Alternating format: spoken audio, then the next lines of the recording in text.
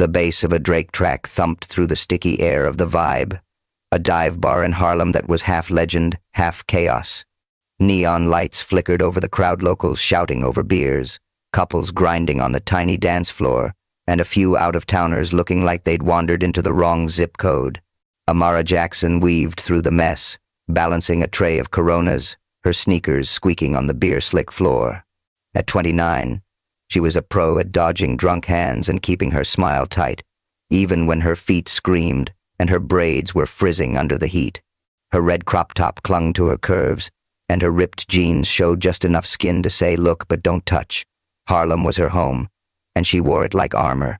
"Yo, Amara, Table 6 is bitching about their wings again," Keisha called from behind the bar, her red lipstick popping against her dark skin. She was shaking a cocktail mixer like it owed her money, her eyes scanning the room for trouble. "Let me guess, too spicy, but they licked the plate clean." Amara rolled her eyes, tucking a braid behind her ear. She was 3 hours into her shift, and the night was already testing her. Rent was due, her mom's heart meds were running low, and her laptop had died last week, taking her half-assed bookstore business plan with it. "You know it. Rich folks slumming it for the Vibe," Keisha snorted, then nodded toward a corner booth.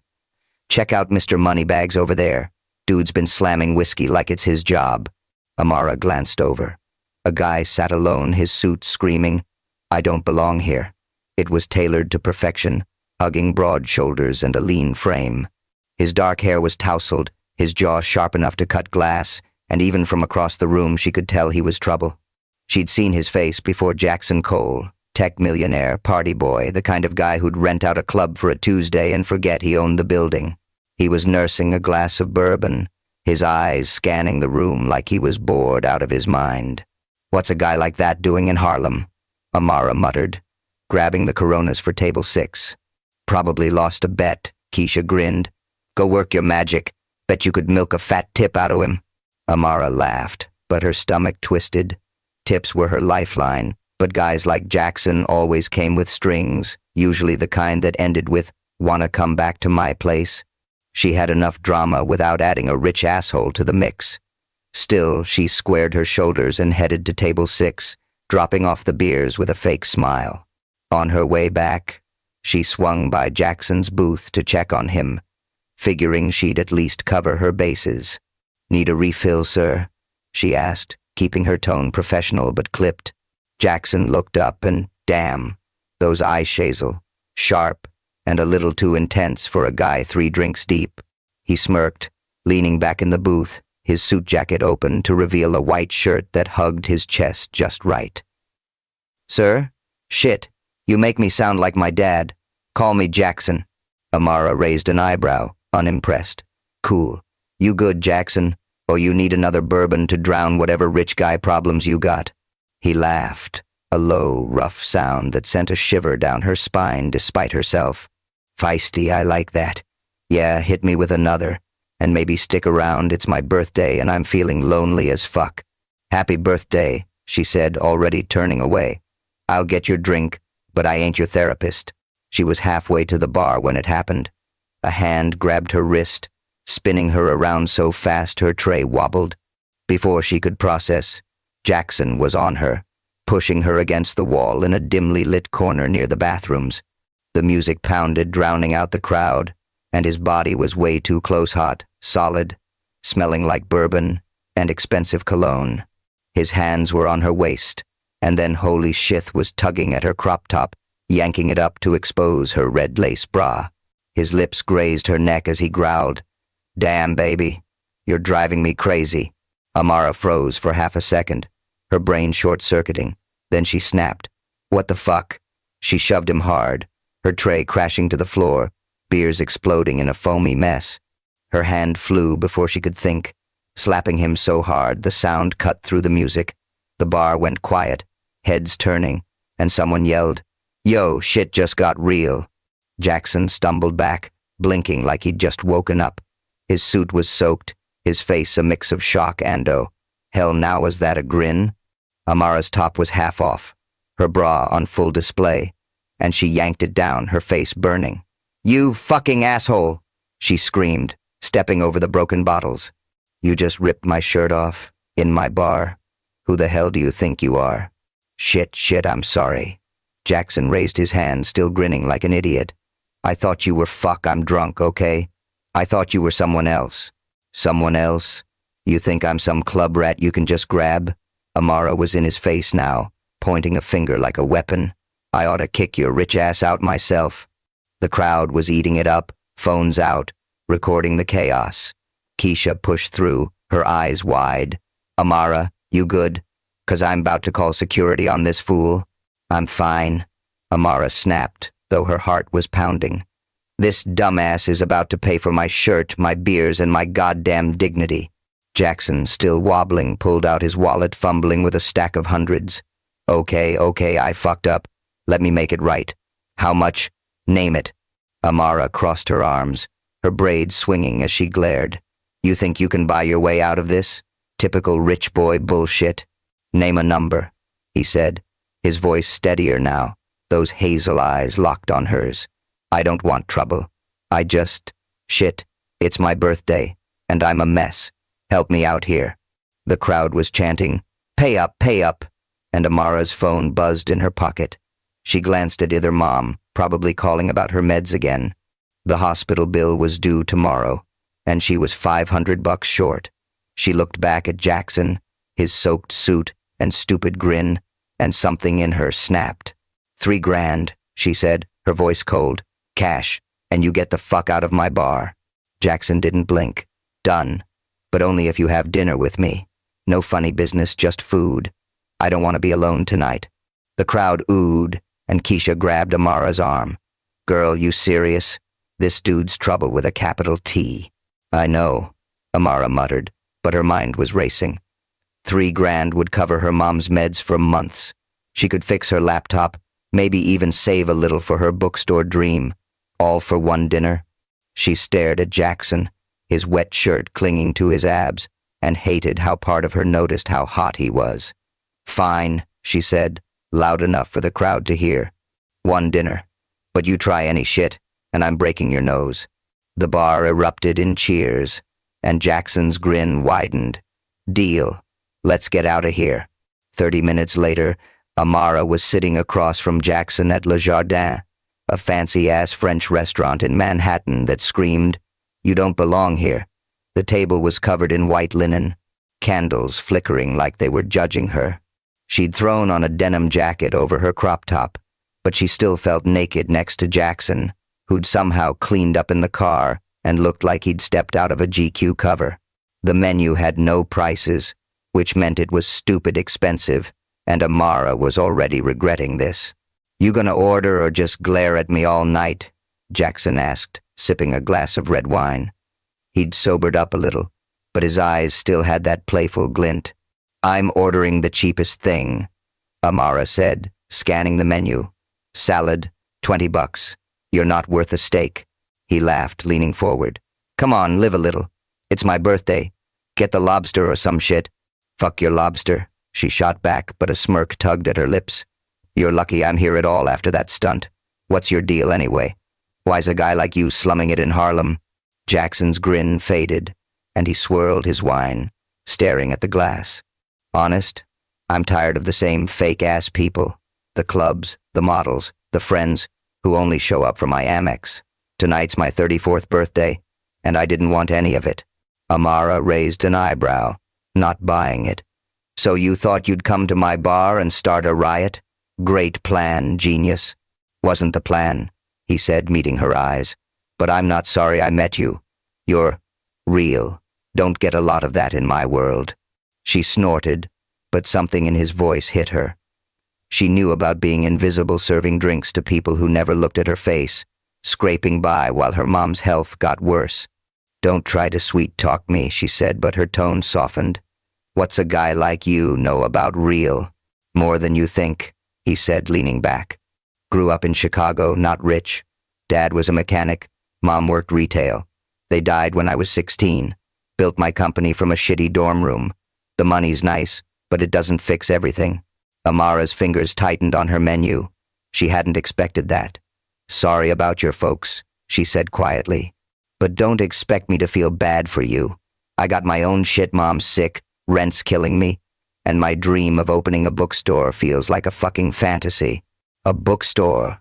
Jackson's eyes lit up, and for the first time he didn't look like a cocky asshole. That's dope. Like a cozy spot with coffee and kids' books? She hesitated, then nodded. Yeah, a place for Harlem kids to read feels safe. Somewhere that's ours. That's badass, he said, and he meant it. You're gonna make that happen, Amara. I can tell. Don't patronize me, she said, but her chest warmed. The waiter arrived and she ordered the salad, ignoring Jackson's eye roll.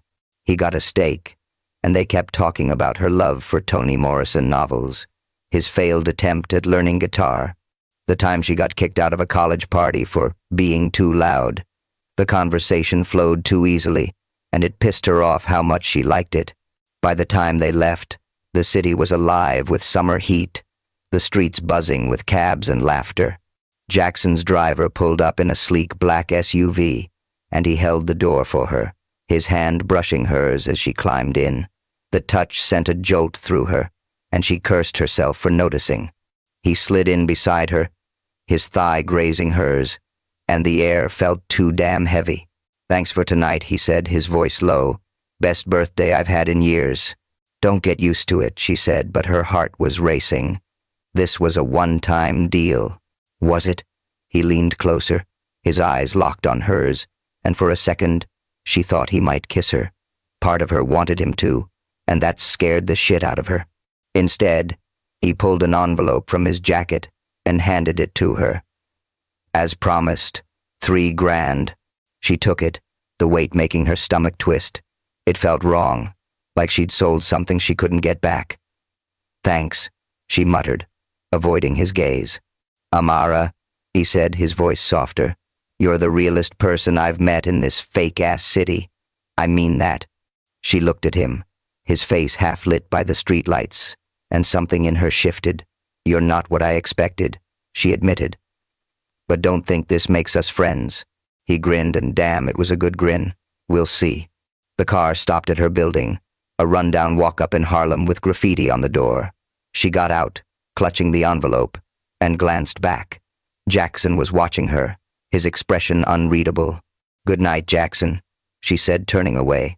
Good night, Amara, he called, and she could hear the smile in his voice. Inside her tiny apartment, she kicked off her sneakers and sank onto the couch, the envelope heavy in her hands. $3,000. Enough to cover her mom's meds, maybe fix her laptop. But as she stared at the cash, her mind kept drifting to Jackson, his grin, his touch, the way he'd looked at her like she was more than a waitress. She grabbed her phone and texted Keisha. Just had dinner with a millionaire. Don't ask. I'm fucked. Keisha replied instantly. Girl, what? Spill, or I'm coming over. Amara laughed, but her chest felt tight. Jackson Cole was trouble, and she'd just stepped right into it. Yo, what do you think? Would you have slapped Jackson or taken the cash and run? Drop a comment below and let me know. And if you're loving this hot mess, hit that subscribe button to see how Amara handles the drama. Trust me, it's about to get wild. Amara Jackson stared at the package on her kitchen table like it was a bomb about to go off. It was wrapped in sleek black paper, tied with a red ribbon, and had her name scrawled in Sharpie on a card. No return address, but she knew exactly who it was from. Jackson Cole, the millionaire asshole who'd turned her life upside down 3 nights ago at the Vibe. She still couldn't believe she'd let him talk her into dinner for $3,000, or that she'd sorta, maybe like talking to him. Her phone buzzed with a text from Keisha. Girl, you better open that shit before I break into your apartment. Amara snorted, tossing her braids over her shoulder. Her tiny Harlem walk-up smelled like coffee and the cornbread she'd baked for her mom last night. The place was a mess book stacked on every surface, a cracked mirror by the door, and a couch that sagged like it had given up on life. She grabbed a knife, sliced open the package, and pulled out a book. Not just any book, a first edition copy of Their Eyes Were Watching God by Zora Neale Hurston, the kind of thing she'd drooled over in rare bookstores but could never afford. Tucked inside was a note in Jackson's messy handwriting. Saw this and thought of you. Come to my party tonight. No strings, just fun. Jay. Fun, my ass, Amara muttered, but her heart did a stupid flip.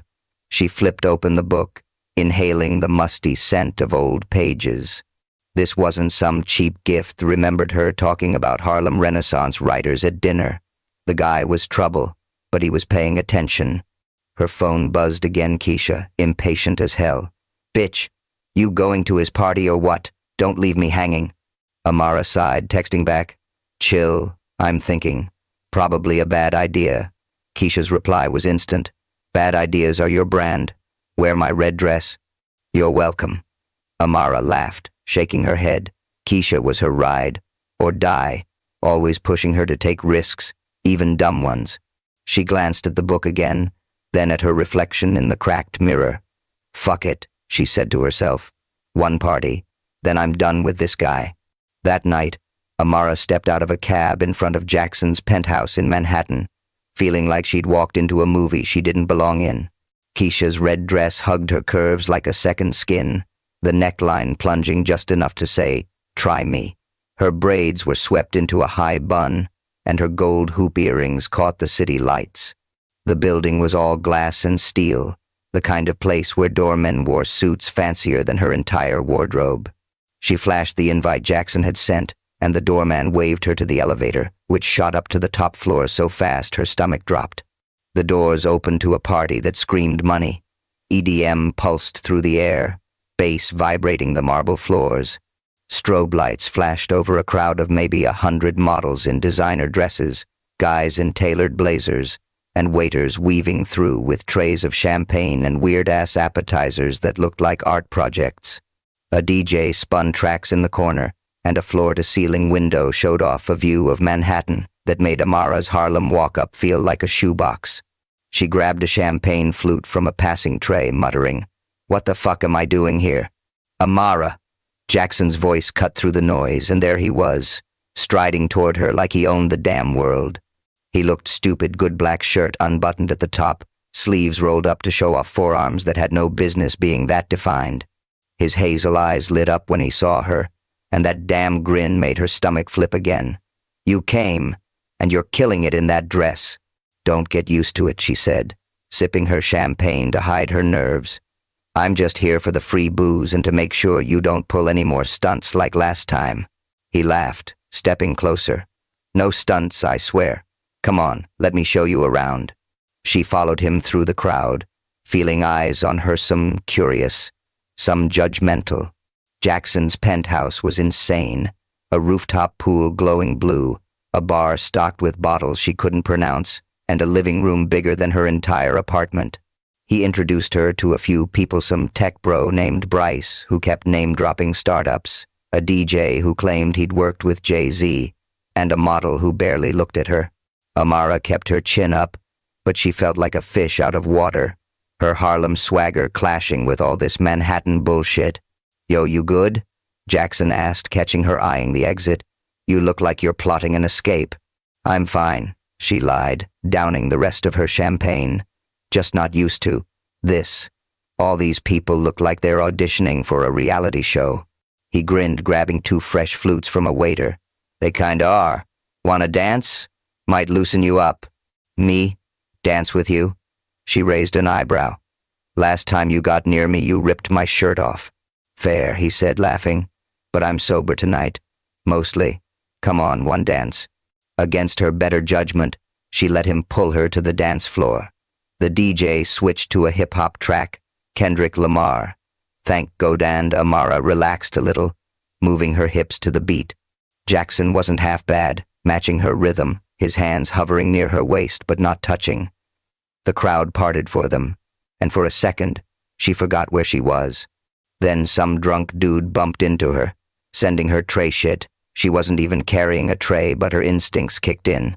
She grabbed a cocktail tray from a passing waiter to steady herself, and the whole thing tipped, splashing martinis all over a guy in a white suit.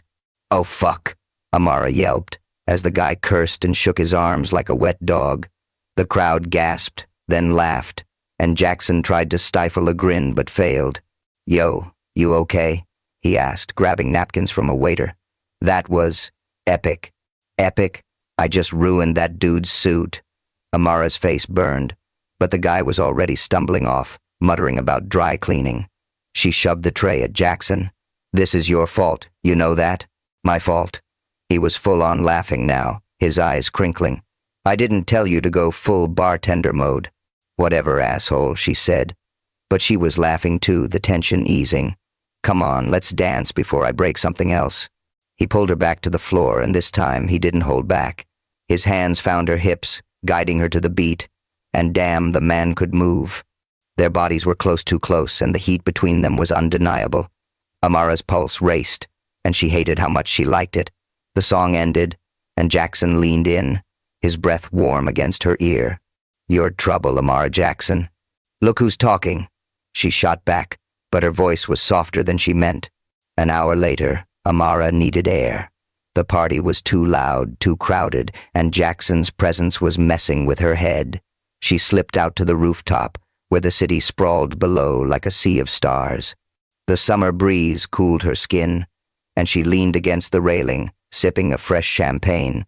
Manhattan glittered, but it felt a million miles from Harlem, from her mom's tiny apartment, and her dream of a bookstore that seemed further away every day.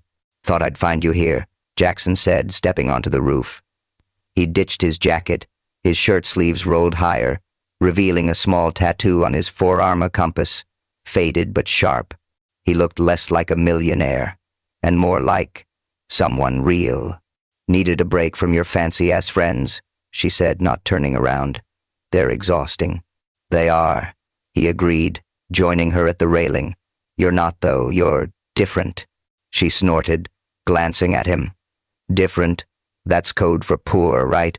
Nah, he said, his voice low. It's code for, you don't give a shit about my money, and I like that.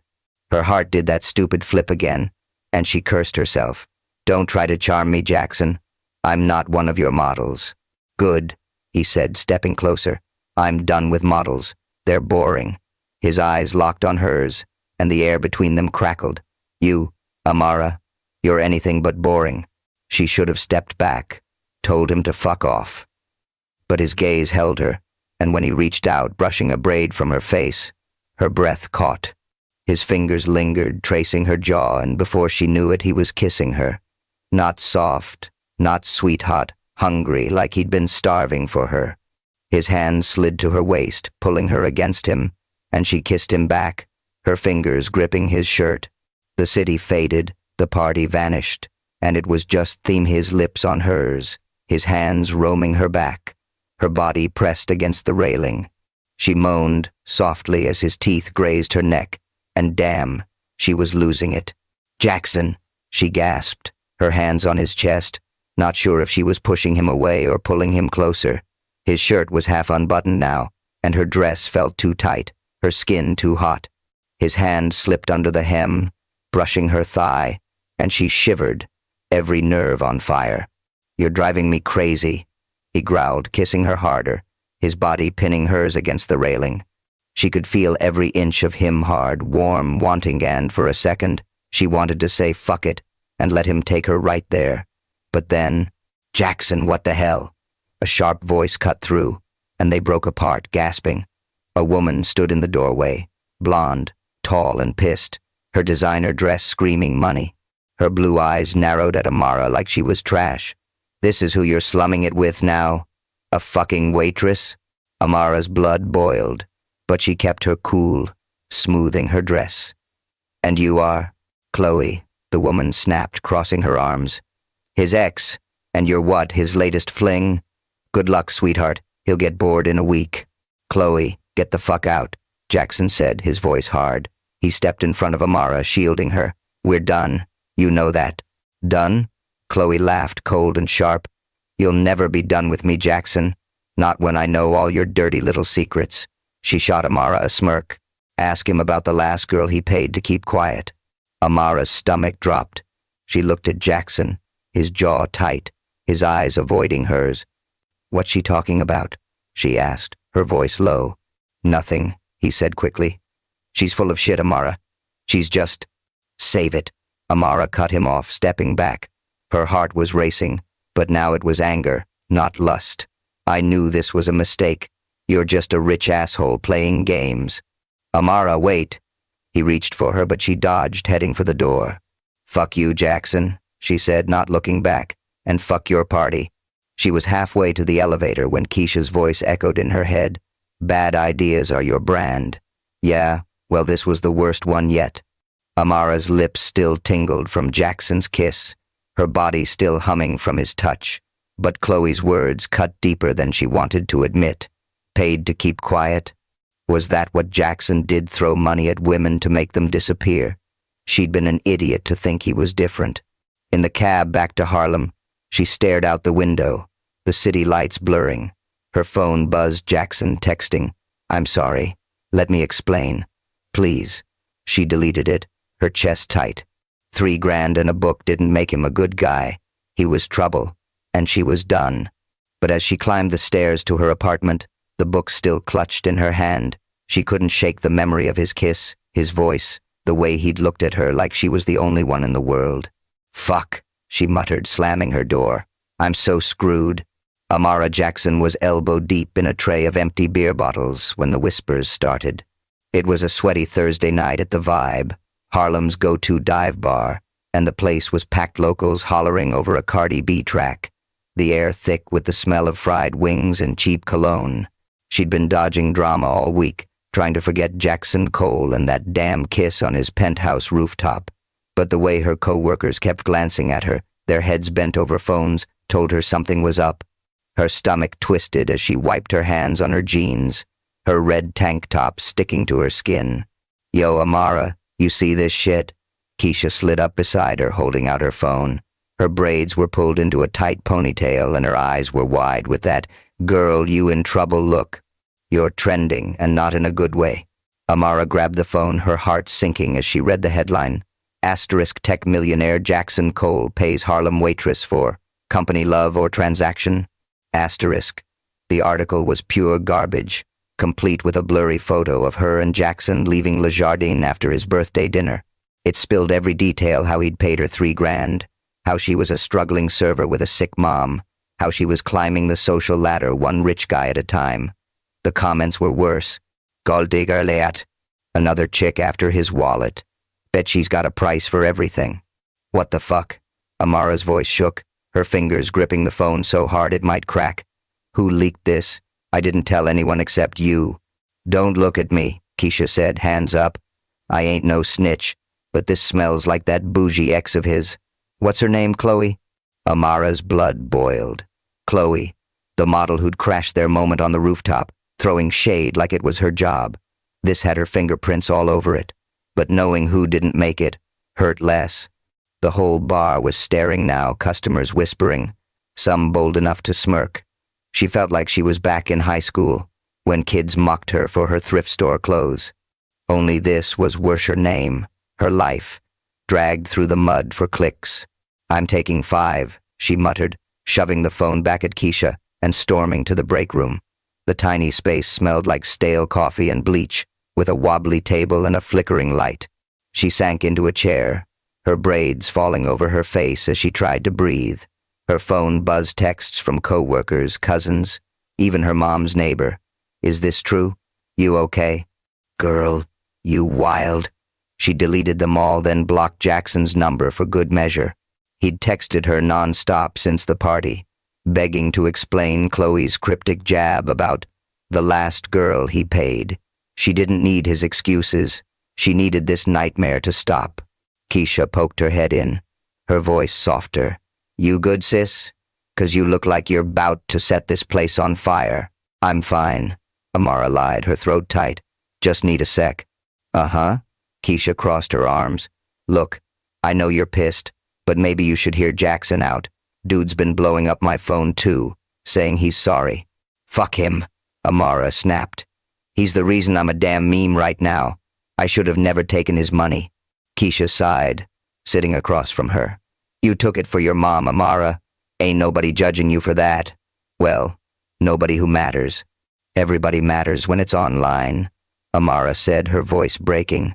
I'm not some gold digger, Keisha. I'm just trying to keep my head above water. I know, Keisha said, squeezing her hand. But you can't hide in here all night. Come on, let's get through this shift. Then we'll figure out how to roast that Chloe bitch. Amara managed a weak laugh, wiping her eyes. Deal. The rest of the night was hell. Every laugh, every glance felt like a knife. She kept her head down, slinging beers and ignoring the snickers. By closing time, she was ready to crawl into bed and never come out. She was wiping down the bar when the door swung open, and there he was, Jackson Cole, looking like he'd just rolled out of a fight. His shirt was wrinkled, his hair a mess, and those hazel eyes were tired but determined. The few stragglers left in the bar perked up, sensing more drama. "Amara," he said, his voice rough, "we need to talk." She froze, her rag dripping soapy water onto the counter. "Get the fuck out," she said, loud enough for everyone to hear. "I don't have shit to say to you." "Please," he said, stepping closer. "I saw the article. It's bullshit, and I'm sorry. Let me explain." "Explain?" She laughed, bitter and sharp. "Explain how you turned me into Harlem's biggest joke, or how your ex is out here spilling my business? Save it, Jackson." Kaisha appeared, arms crossed. "You heard hair, rich boy. Bounce." Jackson didn't move, his eyes locked on Amara. "I didn't leak it. I swear. And Chloe's full of shit. She's just trying to hurt me. Hurt us." "Us?" Amara threw the rag down, stepping around the bar. "There's no us, Jackson. You paid me for a dinner. That's it. Now my life's a fucking circus, and it's your fault." The bar was dead quiet now, the last customers leaning in like they'd bought tickets to the show. Jackson ran a hand through his hair, looking desperate. "I know I fucked up, okay? That night at the Vibe, I was a drunk idiot. But I meant what I said. You're real, Amara. You're the only person in this city who doesn't want something from me." Her chest tightened, his words hitting too close. She wanted to believe him, but the article, the comments, Chloe's smirk, they were all screaming she was a fool. "You don't get it," she said, her voice shaking. "This isn't just about you, it's about me, my mom, my reputation. I can't afford your kind of drama." "I know," he said, softer now, "and I'm trying to fix it, but there's something you need to know." He hesitated, glancing at the crowd, then back at her. "Your mom, I know her, not personally but through a program I funded, Harlem Health Alliance. I've been donating to their heart clinic for years. She's one of their patients." Amara blinked, her anger faltering. "What?" "It's how I knew you were legit," he said, stepping closer. "When you mentioned your mom's meds, I checked with the clinic. They told me about Lorraine Jackson, how her daughter's been holding it down for her. That's you, Amara. I didn't pay you because I thought you were for sale.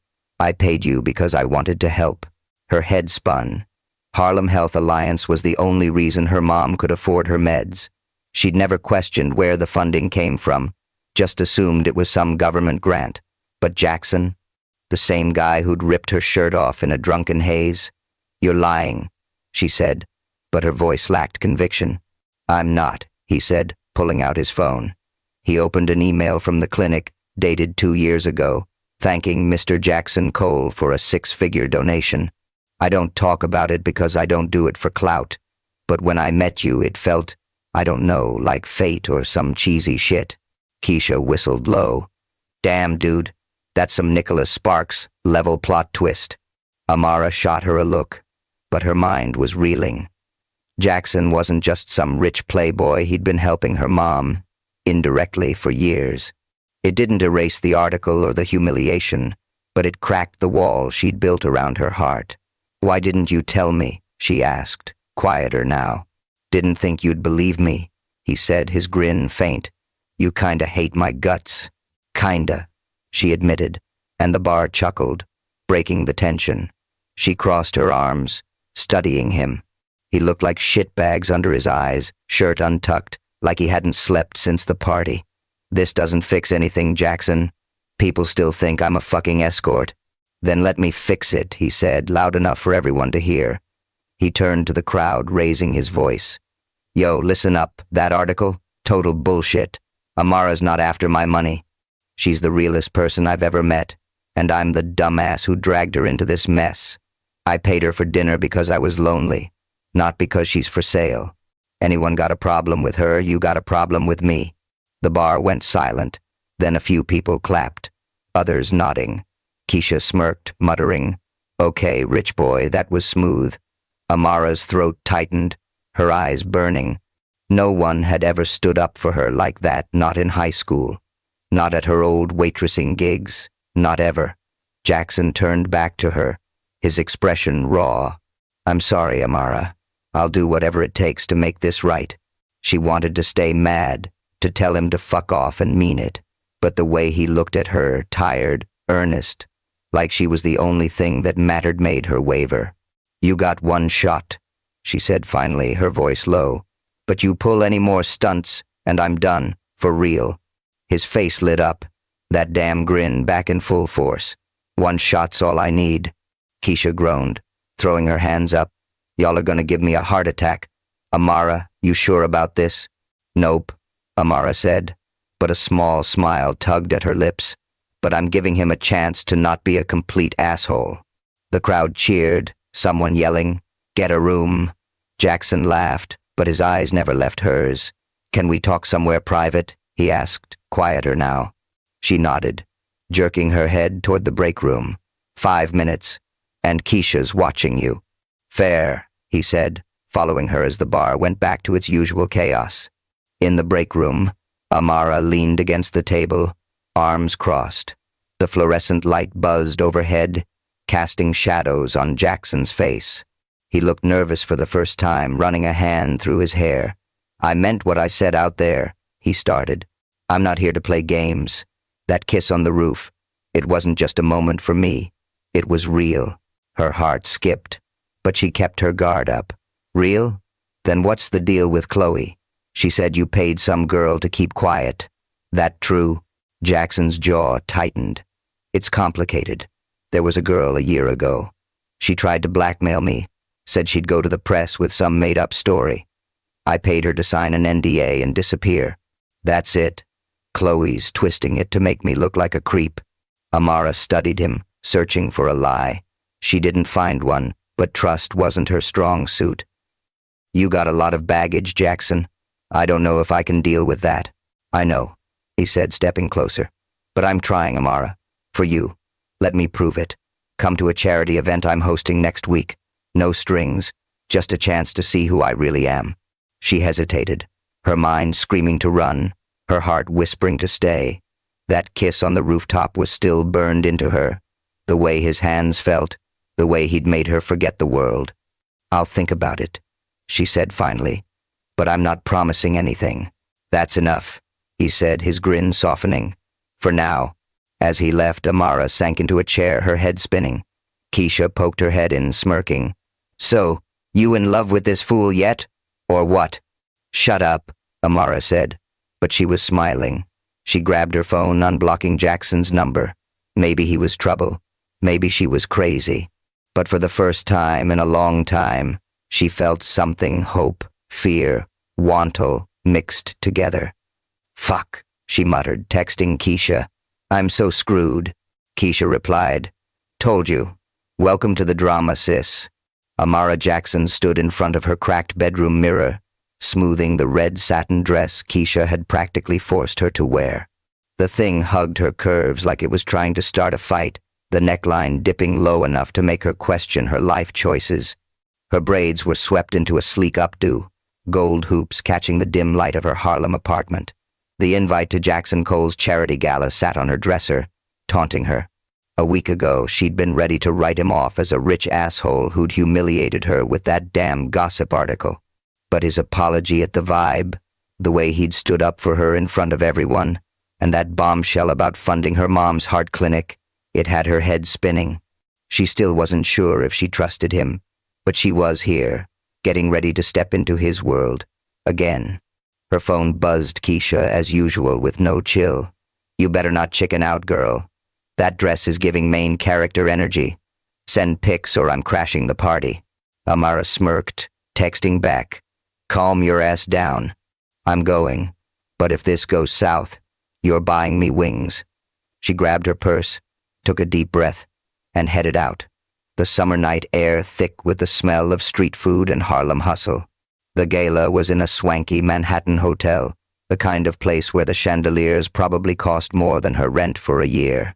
Jazz music floated through the air, smooth and sultry, mingling with the clink of champagne glasses and fake laughs from people in designer suits and gowns. Amara felt every eye on her as she walked in, her red dress screaming, "Look at me," in a room full of muted blacks and golds. She grabbed a flute of champagne from a passing waiter, muttering, "Fuck, I need this." "Amara!" Jackson's voice cut through the noise, and there he was, weaving through the crowd like he owned the damn place. He looked stupid, good black tux, crisp white shirt, a tie loose enough to say, "I'm rich but chill." His hazel eyes lit up when he saw her, and that grin, the one that made her stomach flip, was back in full force. "You made it, and damn, you're killing it." "Don't get used to it," she said, sipping her champagne to hide her nerves. "I'm only here 'cause you begged, and 'cause of the free food." He laughed, stepping closer. "Fair, but you look like you belong here. More than half these people." She raised an eyebrow, unimpressed. "Flattery won't fix your mess, Jackson. You got a lot to prove tonight." "I know," he said, his voice softer. "Come on, let me show you off." He offered his arm, and against her better judgment she took it, letting him lead her through the crowd. The gala was for some children's literacy program, which hit her right in the feels. Her dream of opening a bookstore was all about giving Harlem kids a safe space to read. Jackson introduced her to a blur of name-stick CEOs, charity board members, a senator who kept eyeing her dress like it was a scandal. She kept her chin up, throwing out sharp one-liners when someone got too nosy, but the whispers followed her. "Is that the waitress from the article? Jackson's new fling? Bet she's after his money. Fuck these people," she muttered under her breath, grabbing another champagne. Jackson heard her chuckling. "Ignore 'em. They're just jealous you're stealing the show." "Stealing the show?" she snorted. "More like crashing it. I'm one wrong move from spilling something again." He grinned, leaning in. "If you do, I'll catch you this time. Promise." Before she could fire back, the lights dimmed, and a spotlight hit the stage. Jackson excused himself, climbing the steps to a podium. The crowd hushed as he grabbed the mic, his presence commanding the room. "Evening, everyone," he said, his voice smooth. "Thanks for coming out to support literacy for kids. This cause means a lot to me, but tonight, I want to talk about someone else." Amara froze, her champagne halfway to her lips. What the hell was he doing? "There's been some bullshit in the press lately," Jackson continued, his eyes finding hers in the crowd. "About me, about a woman who's changed my life. Amara Jackson isn't here for my money or my name. She's here because she's real, strong, and doesn't take my crap. She's the kind of person this world needs more of, and I'm damn lucky to know her." The room went silent, then erupted in murmurs. Amara's heart pounded, her face hot. He'd just put her on blast in a good way. But still, she wanted to hide, but his gaze held her, steady and sure. He raised his glass, to Amara, and to doing what's right, no matter what anyone says. The crowd clapped, some reluctantly, others with genuine warmth. Amara's throat tightened, and she downed her champagne to keep from tearing up. Keisha was going to lose her mind when she heard about this. Jackson stepped down, making his way back to her, ignoring the hands trying to grab him for small talk. "You good?" he asked, his voice low. "You're insane," she said, but a smile crept out. "You just made me the main event." "Couldn't help it," he said, his grin wicked. "Come on, dance with me before these vultures swarm us." The band struck up a slow jazz number, and Jackson pulled her to the dance floor. His hand settled on her waist, warm through the thin satin, and her breath hitched as he drew her close. Their bodies moved together, his steps surprisingly smooth, her curves fitting against him like they were made for it. The room faded, and for a moment, it was just Themmy's hand on her lower back, her fingers grazing his neck, the heat between them building with every sway. "You're not bad at this," she murmured, her lips close to his ear. "You sound surprised," he said, his voice husky. "I've got moves, Amara." "Oh, I know about your moves," she teased, but her pulse was racing. His hand tightened on her waist, and when he spun her, pulling her back against his chest, she felt every inch of him hard, warm, dangerous. Her dress rode up slightly, his fingers brushing her thigh, and damn, she was losing it. Careful, she whispered, her voice shaky. You're playing with fire. Good, he growled, his lips grazing her ear. I like getting burned. They slipped away from the dance floor, Jackson leading her to a quiet hallway off the main ballroom. The air was cooler here, the music a faint hum. He pushed open a door to a small, dimly lit room, some kind of VIP lounge, with plush velvet couches and a bar in the corner. The door clicked shut, and before Amara could speak, he was on her, his hands cupping her face as he kissed her. Hard, hungry, like he'd been holding back all night. She kissed him back, her fingers digging into his tucks, pulling him closer. His lips moved to her neck, hot and urgent, and she moaned, her back hitting the wall. His hands slid down her sides, tugging at the hem of her dress, exposing more of her thighs. Fuck, Amara, he murmured, his voice rough. You're driving me crazy. Her head spun, every nerve on fire. His hands were everywhere her waist, her hips, brushing the bare skin just above her dress's slit. She arched into him, her nails grazing his scalp, and for a moment, she didn't care about the article, the gala, or the world outside. She wanted him bad. His shirt was half unbuttoned now, revealing a sliver of tanned chest, and her fingers traced the lines of his abs, making him groan. Jackson, she gasped as his lips found the sensitive spot below her ear. We can't, not here. Why not, he teased, his hand sliding higher, dangerously close to where she was aching for him. You're telling me you don't want this? She did, God. She did, but a tiny voice in her head screamed caution. Before she could decide, the door flew open, and there was Chloe, her blonde hair perfect, her eyes blazing. Are you fucking kidding me? She snapped, hands on her hips. In the middle of your own event, Jackson? With her? Amara pulled away, yanking her dress down, her face burning. What the hell is your problem?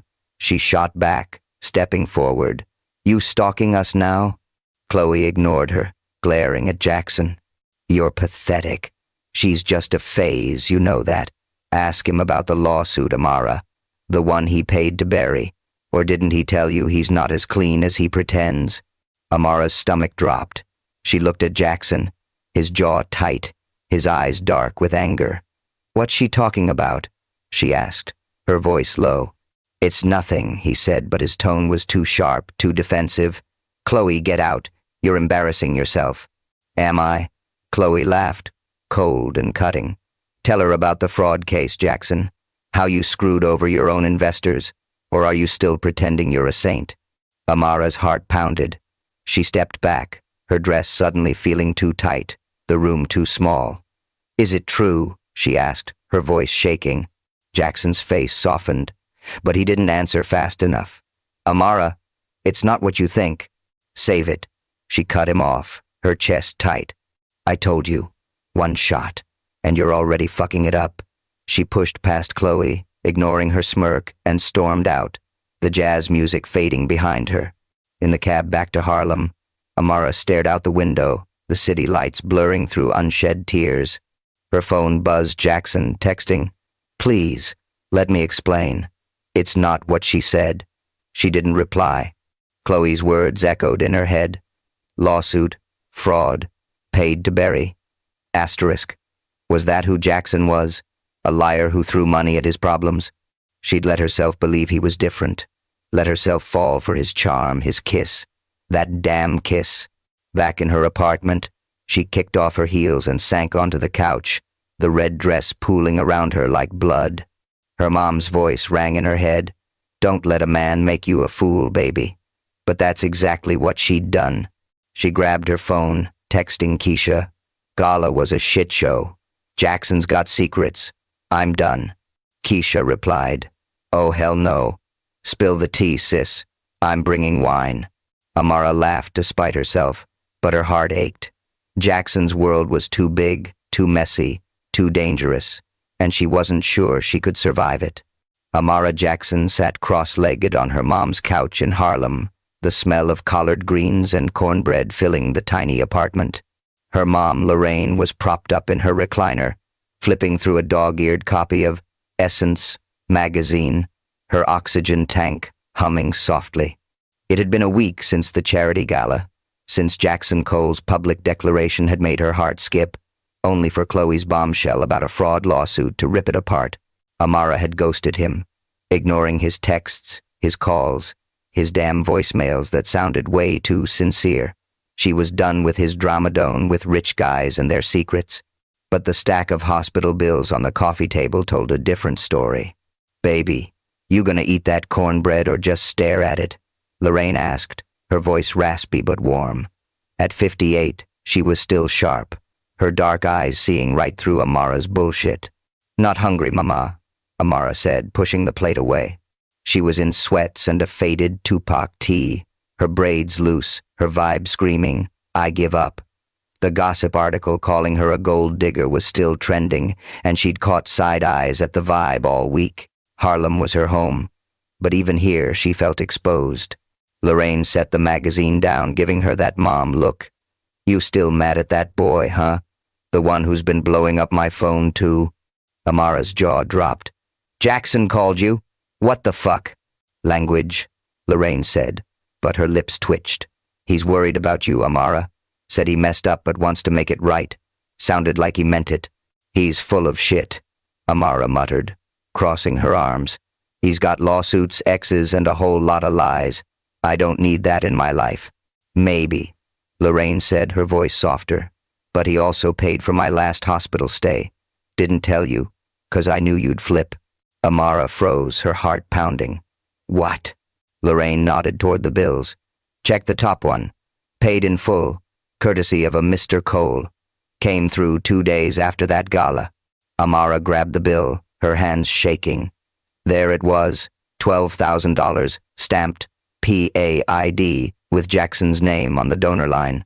Her stomach twisted, anger and confusion crashing together. He'd done this behind her back, after she'd told him she didn't want his money. She stood up, pacing the small living room, her sneakers scuffing the worn carpet.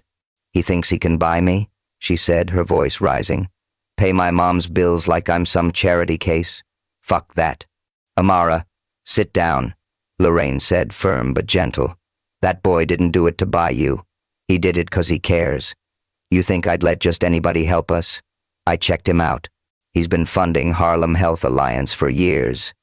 He's not perfect, but he's got a heart." Amara stopped pacing, her chest tight. She wanted to scream, to throw something, but her mom's words hit hard. Jackson wasn't just the drunk idiot who'd ripped her shirt off or the playboy with a shady ex. He was the guy who'd stood up for her at the Vibe, who'd kissed her like she was everything, who'd helped her mom without asking for credit, but it still felt wrong, like their connection was tainted by his damn wallet. "I can't do this, Mama," she said, sinking back onto the couch. "Every time I let him in, it's another mess. The article, Chloe, now this. I'm tired." Lorraine reached for her hand, her grip surprisingly strong. "Love's messy, baby. Always has been. But you don't run from it 'cause it's hard. You fight for it or you let it go. Which one you choosing?" Amara didn't answer, but her mom's words stuck like glue. She left the apartment with the bill crumpled in her pocket, her head a storm of doubt and want. That night at the Vibe, Amara was slinging beers on autopilot, the hip-hop beats blurring into noise. Keisha was behind the bar, shaking a cocktail and eyeing her like a hawk.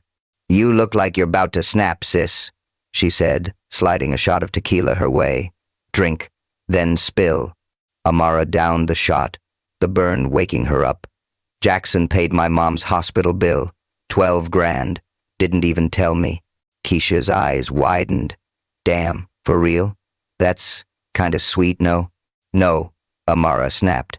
"It's controlling, like he's trying to fix my life with his money. I'm not his fucking project."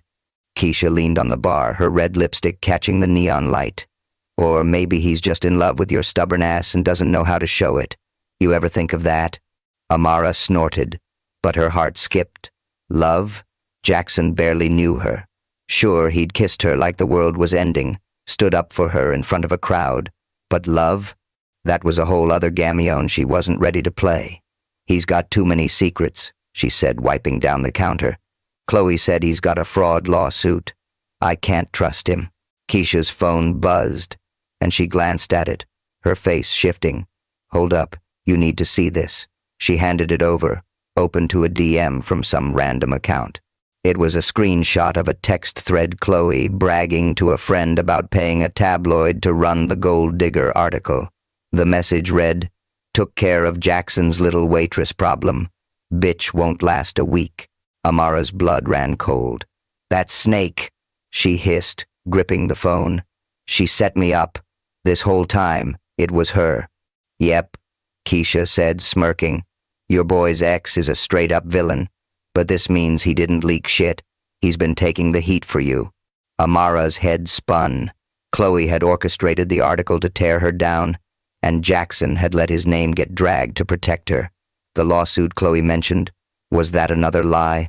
She handed the phone back, her hands shaking. "I gotta talk to him," she said, her voice low. "Now." Keisha grinned, tossing her a bar towel. "Go get your man, sis. But if he fucks up again, I'm keying his car." Amara's cab pulled up to Jackson's penthouse at midnight, the city lights glittering like a promise she wasn't sure she believed. The doorman waved her up, and the elevator ride felt like forever, her heart hammering in her chest. She was still in her work clothes stank top, jeans, sneakers smelling like beer and regret. When the doors opened, Jackson was there, pacing the living room in sweatpants and a faded tee, a half-empty whiskey bottle on the coffee table. The place was a mess, stakeout boxes, papers scattered, like he'd stopped caring.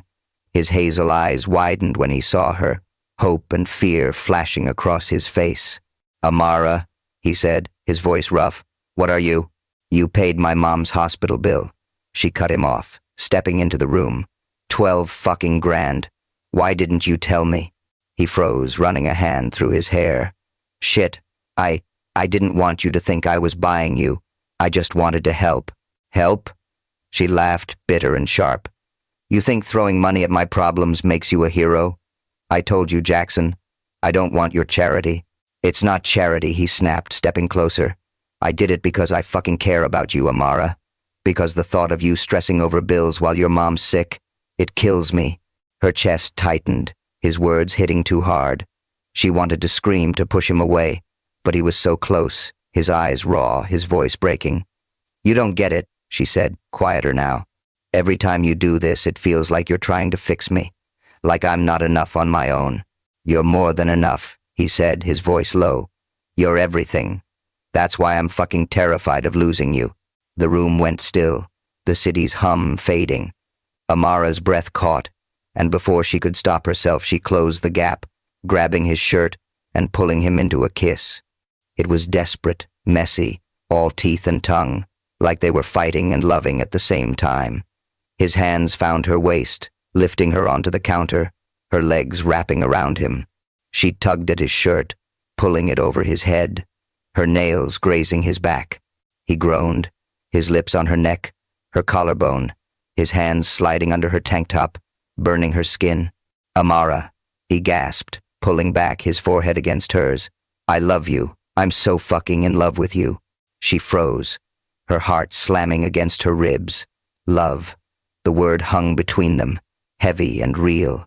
She wanted to say it back, but fear choked her, fear of his world, his secrets, her own heart breaking. Instead, she kissed him again, softer this time, her hands cupping his face. "Prove it," she whispered. "No more secrets, no more money, just you."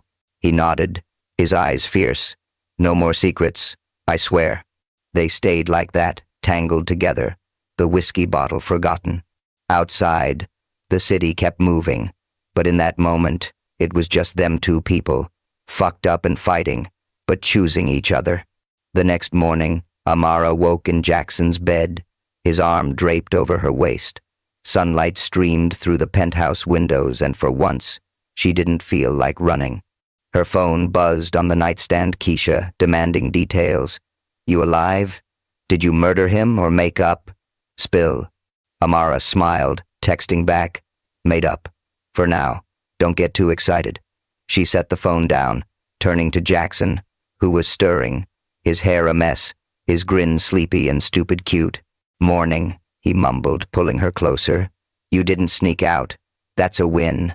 Don't push it, she said, but she was smiling. We gotta talk about that lawsuit Chloe mentioned. No bullshit, Jackson. He sighed, sitting up. It's not what she made it sound like. A couple years ago, my company got sued by some investors who claimed I misled them. It was a shakedown, total bullshit. We settled out of court, and I signed an NDA. That's what Chloe's twisting. I'm not a saint, Amara, but I'm not a crook. She studied him, searching for a lie. She didn't find one. Okay, she said finally, but if I find out you're hiding anything else, I'm gone. For real. Deal, he said, kissing her forehead. Now, how about breakfast? I make a mean pancake. You? Cook? She laughed, the tension easing. This, I gotta see. An hour later, the kitchen was a disaster. Flour on the counter, batter splattered on Jackson's shirt, and the smoke alarm blaring because he'd burned the first batch. Amara was doubled over laughing, waving a dish towel to clear the air. You're a fucking menace, she said, tears in her eyes. How do you burn pancakes? I got distracted, he protested, grinning. You were looking too good in my shirt. Flattery won't save you, she said, but she let him pull her into a kiss, flour dusting her cheek. For the first time in weeks, she felt light, like maybe, just maybe, they could make this work. But as they sat down with salvaged pancakes, her phone buzzed again. A text from Keisha. Found more dirt on Chloe. Call me. Shit's wild. Amara's smile faded.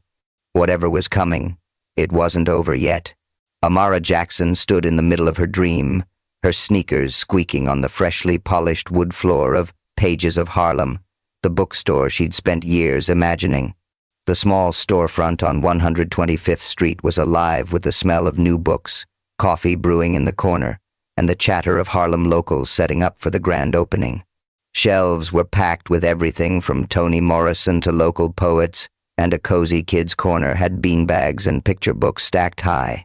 Fairy lights twinkled above, and a mural of Harlem's jazz legends painted by a neighbor covered one wall. It was hers, real as hell, but Amara still felt like she might wake up any second. Yo, you gonna stand there grinning like a fool or help us hang this banner? Keisha called from a ladder, waving a Pages of Harlem sign. Her red braids swung as she wrestled with the tape, her smirk saying she was proud but would never admit it. Chill, I'm supervising. Amara shot back, but she grabbed the other end of the banner, climbing a stool. Her jeans and Pages of Harlem tee were dusted with paint from last-minute touch-ups, and her braids were pulled into a messy bun. The past month had been a whirlwind, quitting the Vibe, signing the lease, and turning this dusty shop into her vision. Jackson Cole had been there every step, not with his wallet, but with his time, hauling shelves, arguing with contractors, even trying, and failing, to make soul food for the crew. After the hospital bill drama, she'd made him promise no more money, just partnership. And damn, he'd delivered. Her phone buzzed in her pocket. A text from Jackson. Running late. Got a surprise. Don't hate me. She rolled her eyes, texting back. You're on thin ice, Cole. Hurry up. Since their blowout at his penthouse when she'd kissed him and heard him say, I love you, things had shifted. He wasn't perfect still, a cocky asshole sometimes, but he was trying. The lawsuit Chloe had thrown in her face turned out to be a nothing burger. Just greedy investors fishing for a payout. And Keisha's dirt on Chloe? Proof she'd paid for the gossip article, hoping to torch Amara's life. Jackson had cut Chloe off for good, and the tabloids had moved on to some new scandal. For the first time, Amara felt like they might actually make it. Earth to Amara. Keisha snapped her fingers. You daydreaming about your millionaire boo again? Shut up, Amara said, laughing. I'm focused, unlike you fucking up this banner. Keisha gasped, mock-offended. Excuse you, I'm an artist. Now, tell me, what's Jackson planning for this opening? He's been shady as hell. No idea, Amara admitted, taping the banner in place. Some community event tonight at Marcus Garvey Park. Said it's to hype the bookstore. I'm just praying he doesn't do anything dumb. With him? Good luck, Keisha said, climbing down. But real talk, sis, you did this. This shop? It's you. I'm proud as hell. Amara's throat tightened, and she pulled Keisha into a hug. Don't make me cry, bitch. I got a rep to maintain. That evening, Marcus Garvey Park was lit up like a Harlem block party. String lights hung from trees.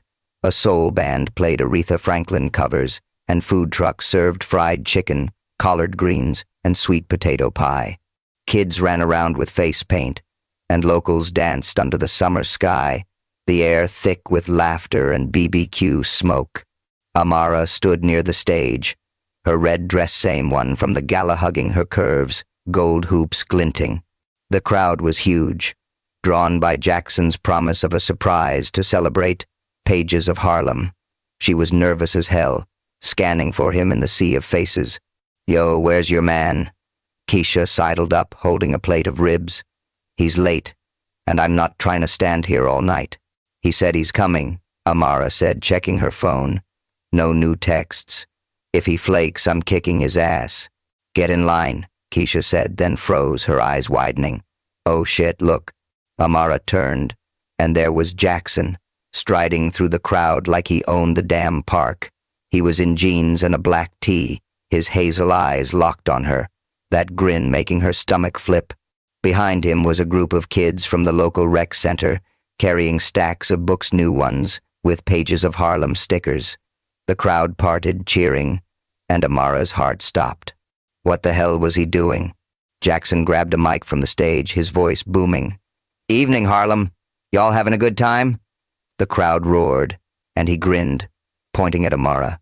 This woman right here, Amara Jackson, just opened Pages of Harlem, a bookstore that's gonna change lives. These kids, they're her first readers, and every one of them is getting a free book tonight, courtesy of her dream. Amara's jaw dropped as the kids rushed forward, waving books and shouting her name. The crowd clapped, some wiping tears, and she felt her own eyes burn. Jackson had turned her opening into a community celebration, giving books to kids who'd never owned one. She mouthed, "You're crazy," and he winked, hopping off the stage to join her. You like the surprise? He asked, his grin wicked. You're insane, she said, laughing through tears. How'd you pull this off? Got some help, he said, nodding at Keisha, who shrugged like she wasn't in on it.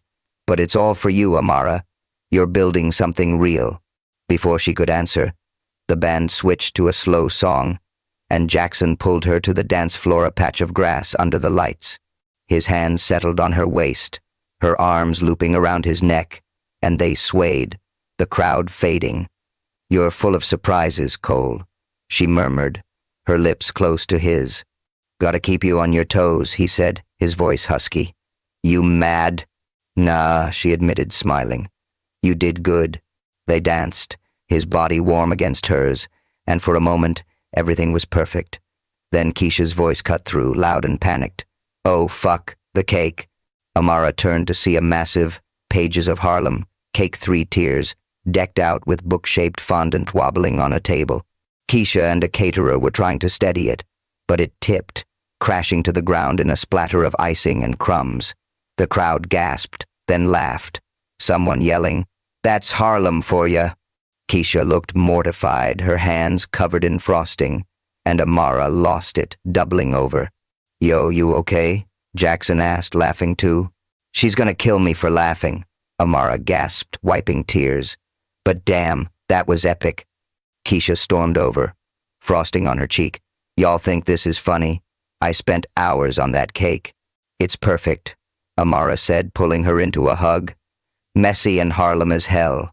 As the night wound down, Jackson grabbed the mic again, the crowd settling. Amara stood near the stage, her heart full but curious. What now? He looked nervous, which wasn't like him, his hand fidgeting in his pocket.